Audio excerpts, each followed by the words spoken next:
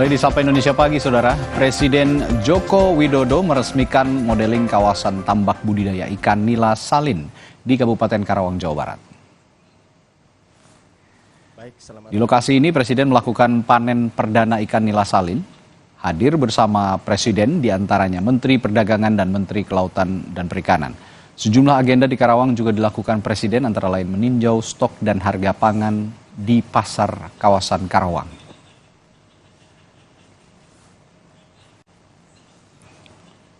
Dengan mengucap Bismillahirrahmanirrahim, pada siang hari ini saya resmikan modeling kawasan tambak budidaya ikan salin di Balai Layanan Usaha Produksi Perikanan Budidaya di Kabupaten Karawang, Provinsi Jawa Barat. Terima kasih. Wassalamualaikum warahmatullahi wabarakatuh.